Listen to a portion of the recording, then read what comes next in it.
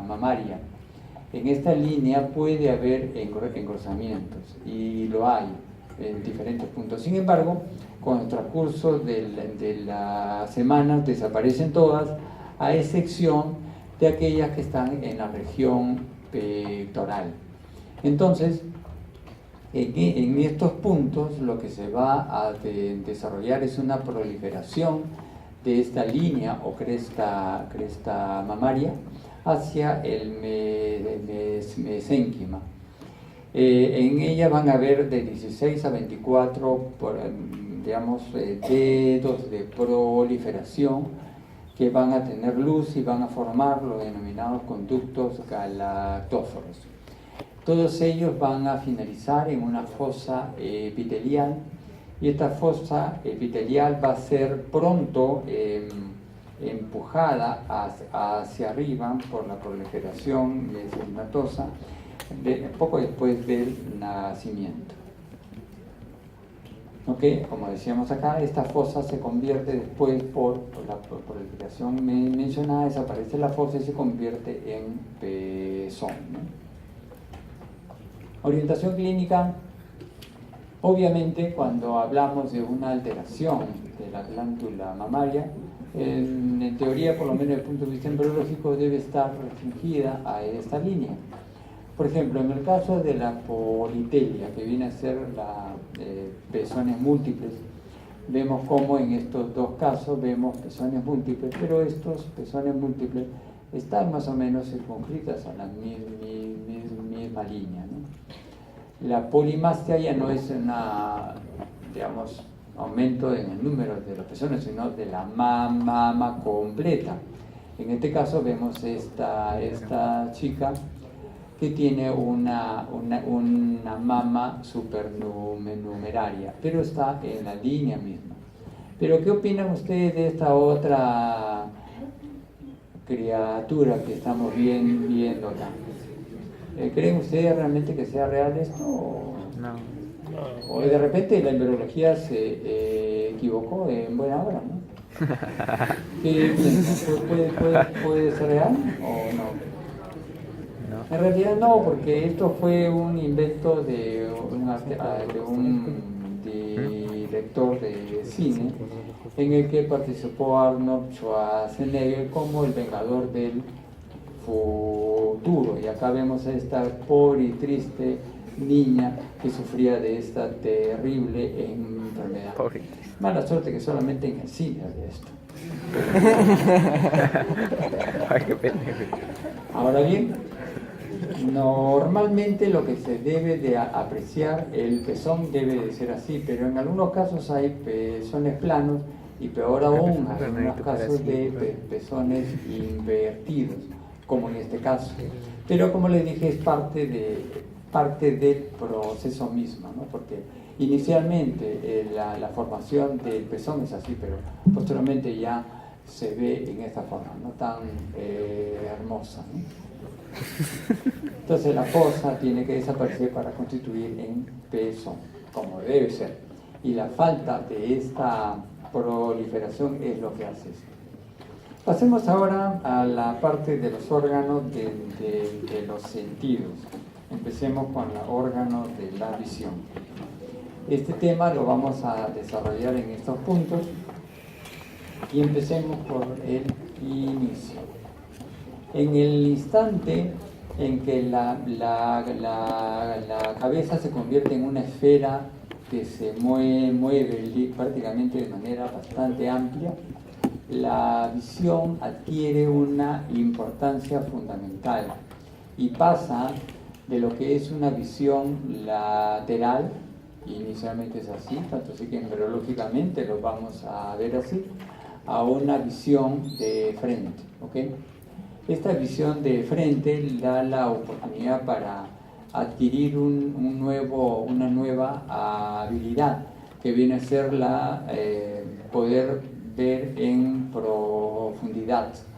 Además de ello, aunque se limita el campo, aumenta la capacidad de agudeza visual. Para que se pueda conseguir esto y para que esto funcione así, requiere pues un soporte neurológico bastante grande. Solamente para adelantarme un poco a las clases de neuroanatomía. El área visual primaria es el área 17 y esta área ocupa una parte importante del lóbulo occipital.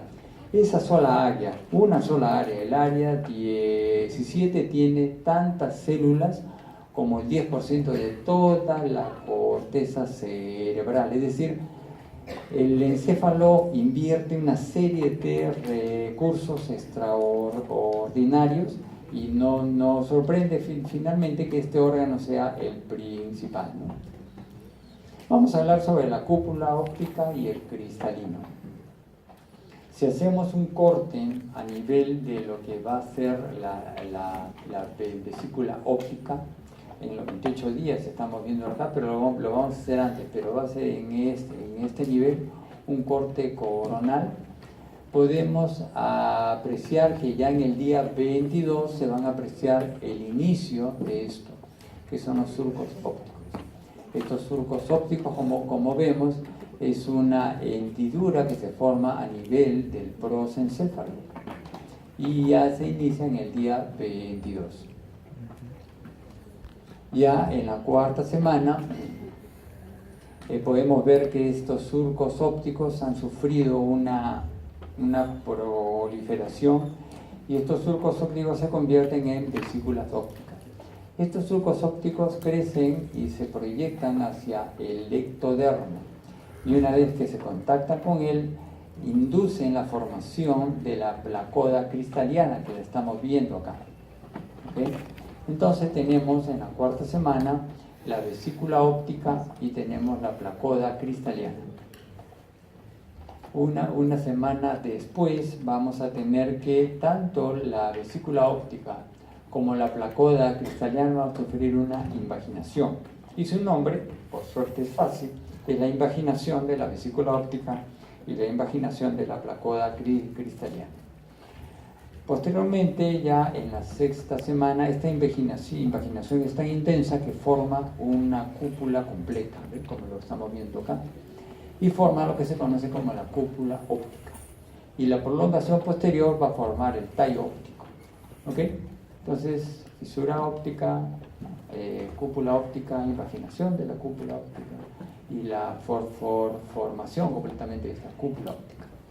Si hacemos un corte pero vean ustedes cómo en la parte inferior va a quedar una hendidura, ¿ok? Y por esta hendidura va a poder ingresar el mesénquima y va a poder formar lo que hemos visto ahí, la arteria hialoidea que estamos viendo acá. Si hacemos un corte en este nivel, es un corte coronal del tallo óptico, vamos a ver esto, la fisura coroidea que se encuentra acá, tenemos la arteria hialoidea que está acá, pero esta cúpula óptica, como lo habíamos visto, es una invaginación, de tal manera que tiene dos capas. Una capa externa denominada capa externa, en este caso del tallo óptico, si es aquí, esa es la capa externa de la cúpula óptica, la capa interna del tallo óptico, y entre los dos hay un espacio denominado espacio intrarretiniano. ¿Okay? Si hacemos un corte ahora, un corte sagital, en esta forma, vamos a apreciar esta otra imagen. Y como está pasando por el medio de la fisura coroidea, no se aprecia absolutamente nada y solamente se puede apreciar lo que es la capa interna, tanto de la cúpula como del tallo óptico, y vamos a ver la capa externa, tanto de la cúpula como del tallo óptico. Y entre los dos, obviamente, lo que es el espacio intrarretiniano. Se aprecia claramente la arteria hialoidea, cuya función inicialmente era la de irrigar el cristalino.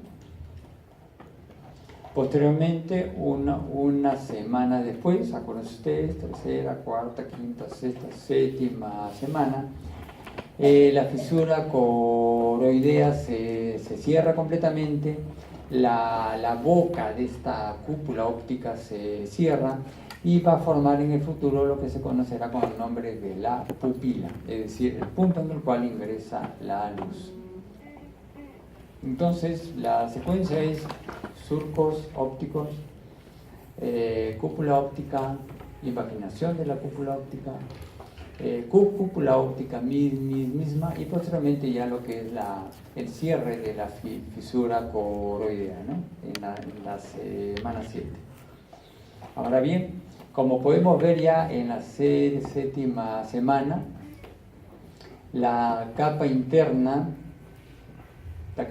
se transforma en lo que es la capa neural de la retina. La capa externa se transforma en la capa pigmentaria de la retina.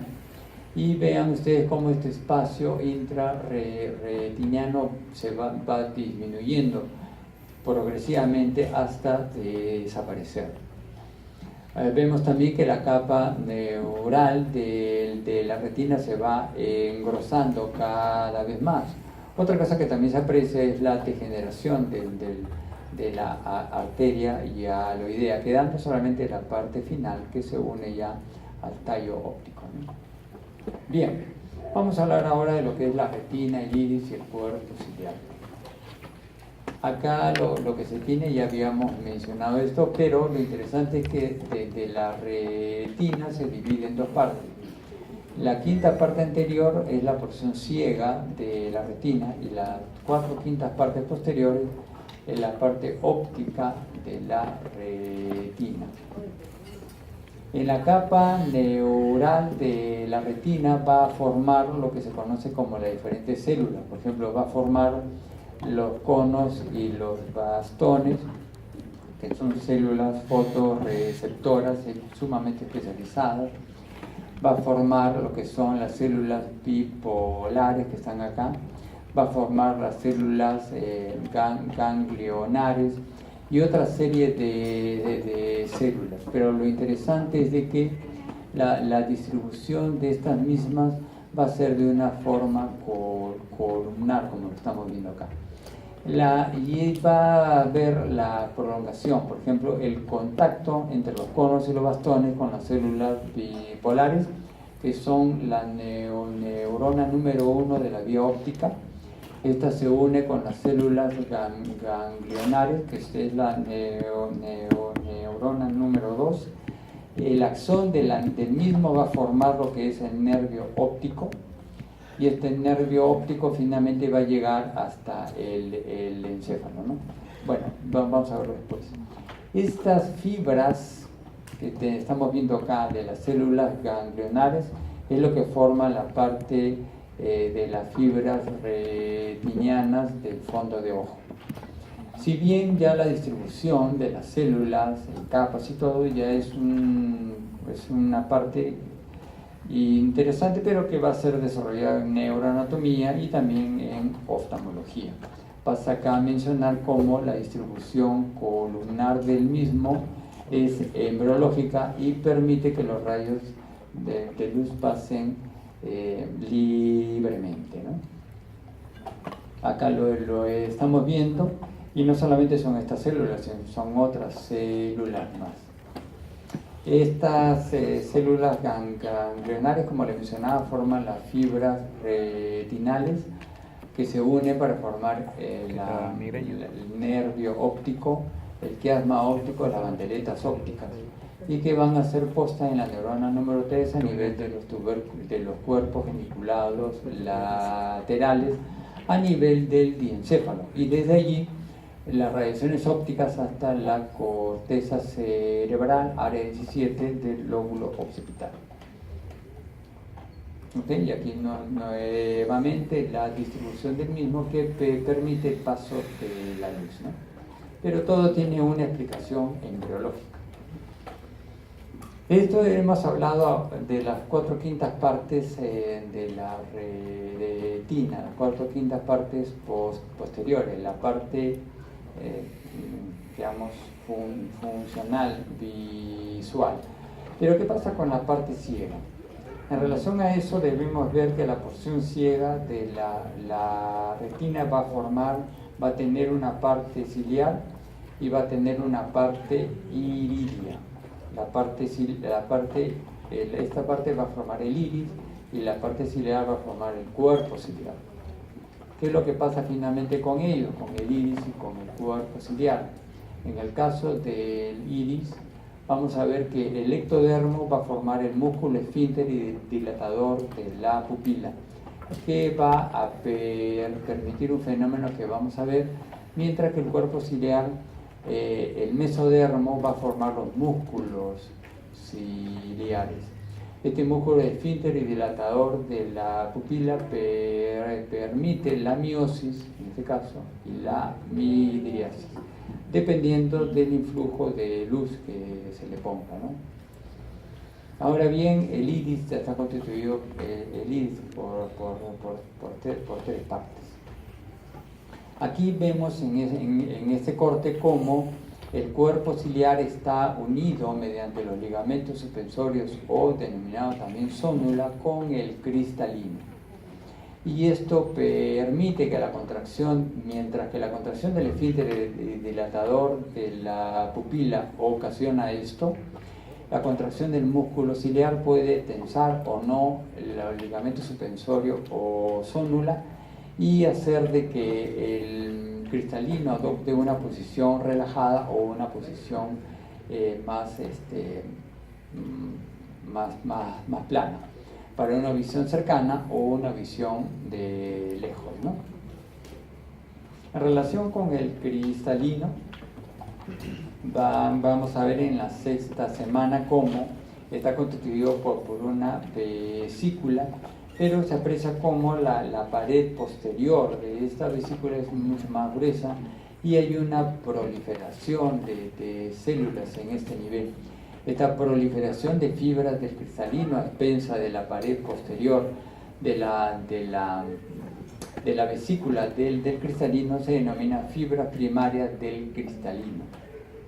Cuando estas llegan a la capa anterior del mismo, a las fibras anteriores, se completa el cristalino para formar un cuerpo totalmente sólido, y en este momento empieza la proliferación de las fibras secundarias del cristalino. De tal manera de que cuando se está produciendo todo esto, esta arteria hialoidea después va a sufrir una degeneración y va a faltar completamente. Pero la desaparición de esta arteria hialoidea no va a finalizar solamente así, sin pena ni gloria. Va a quedar un recuerdo del mismo que se denominará conducto hialoideo, canal hialoideo, conducto de Stilling, o también llamado canal de Bloquet. Todos estos nombres son importantes porque lo van a ver cuando lleven oftalmología. ¿Ok? ¿Qué pasa ahora con la coroide, la esclerótica y la córnea? Recuerdan ustedes, en la quinta semana ya se está desarrollando la cúpula óptica, pero no mencionamos que todo esto está rodeado por un mesénquima sin diferencial, aparentemente sin mucha trascendencia, pero no, tiene una trascendencia importantísima. Por ejemplo, esta mesénquima sin diferenciar puede dividirse en dos partes, una parte anterior y una parte posterior. Y no contento con eso, podemos tener una capa externa y una capa interna. Una capa externa y una capa interna, tanto en la parte anterior como en la parte posterior. Vamos a ver qué es lo que forma cada una de ellas. Por ejemplo, la capa externa, pero en la parte posterior forma la esclerótica. Es un órgano duro, bastante duro, y se va a continuar con la dura madre. La capa interna, que es una continuación del epéndimo, va a formar la coroide, que es un tejido muy vascularizado. La capa externa, pero de la parte anterior, va a formar la córnea, y la capa interna, pero de la parte anterior, va a formar la membrana iridopupilar. ¿Okay? La córnea en sí está constituida por tres partes. Tenemos una capa epitelial, denominada epitelio corneal, membrana basal o membrana de Bowman. Tenemos un estroma, denominada sustancia propia, y vamos a tener una capa epitelial, denominada endotelio o membrana de Siemens. Todos estos nombres vayan recordándolo, no tanto para el examen, sino para cuando lleven el curso de oftalmología. ¿Okay? Ahí son bastantes nombres, pero si uno se ubica con ellos va a ser mucho más fácil. Entonces tenemos los derivados, membrana iridopupilar, la córnea, la coroides y la esclerótica.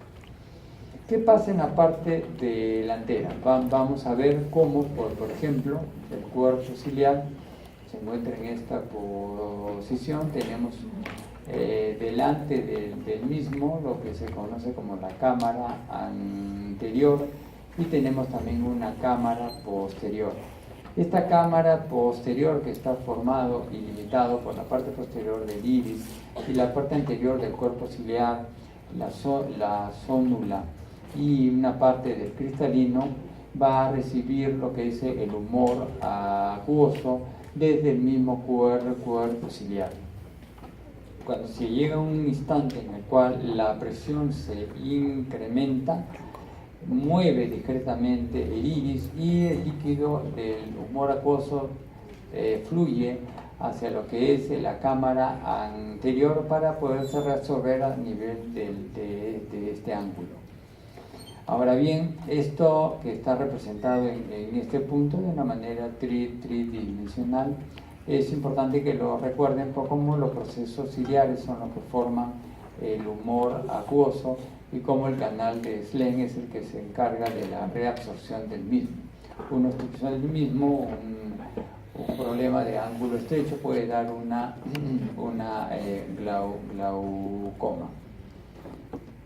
La necesidad del humor acuoso es básicamente para la nutrición tanto de lo que es el iris, la córnea y el cristalino, porque son entidades, son órganos que son avasculares. ¿Qué sucede con el cuerpo vítreo?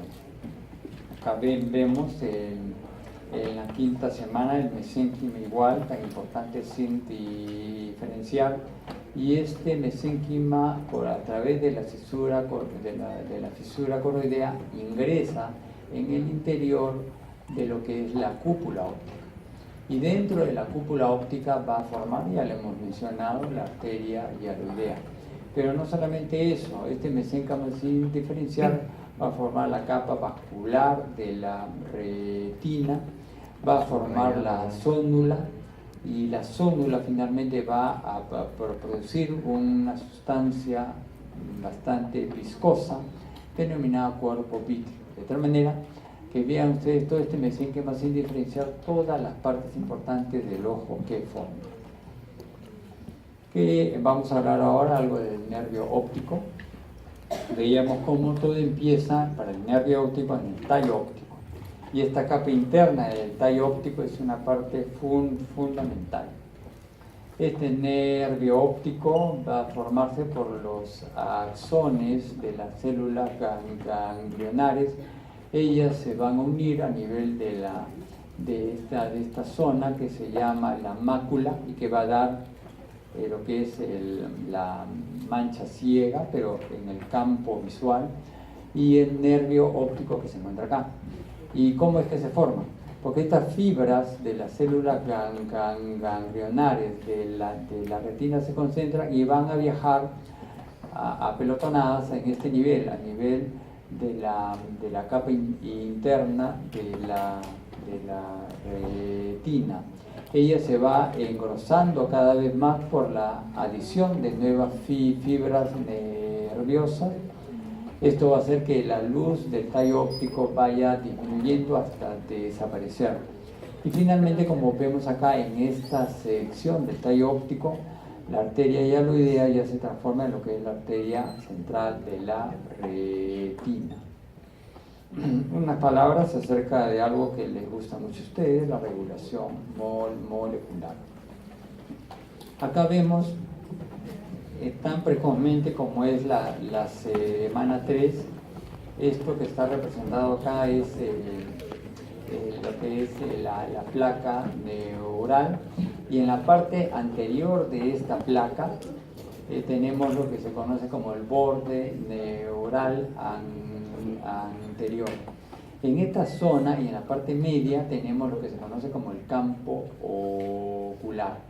Este campo ocular se forma gracias a la acción del gen PAX6, que está en el cromosoma 11, en el brazo corto, segmento 13. Este es un gen maestro que está presente y origina los ojos tanto en todos los vertebrados, e inclusive están filogenéticamente tan antiguo que forma también los ojos de los invertebrados, es decir, está presente en los ojos de todos los animales. Si no existiera el PAX6 no habría ojo, así de fácil. Pero como estamos viendo, inicialmente es un campo ocular único. ¿Qué es lo que estamos viendo acá? La parte más rostral de la notocorda, denominada placa precordial, va a generar la sustancia, como sabemos todos. La notocorda forma el SHH, el Sony-Hesketh. Pero vean ustedes, el Sony-Hesketh liberado por la notocorda, por la placa precordial, va a inducir a que esta zona produzca PAX2, de tal manera que lo que era un campo ocular único se convierte en dos campos oculares. Por esa razón, los seres humanos y muchos animales tienen dos ojos. Posteriormente, el mismo PAX2 va a servir para la formación del tallo óptico y el PAX6 para lo que es la cúpula óptica. Entonces, la parte inicial de la formación de los globos oculares es debido a esta interacción. Posteriormente, para la formación del ojo intervienen, por una parte, la vesícula óptica, interviene el mesénquima circundante e interviene el ectodermo superficial.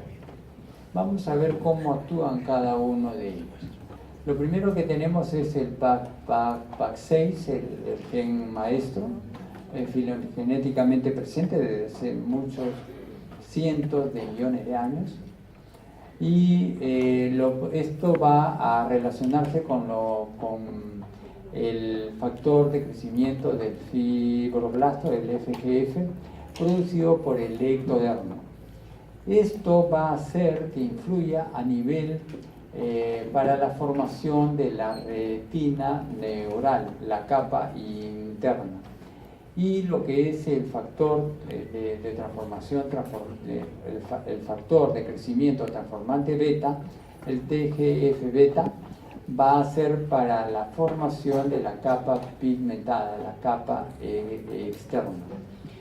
La segunda secuencia en la generación de estos mediadores químicos es justamente esto. Pero la historia no finaliza aquí. Posteriormente vamos a ver de que otras zonas van a formar el CHX10 y el MITF, que es el factor asociado a la microftalmía.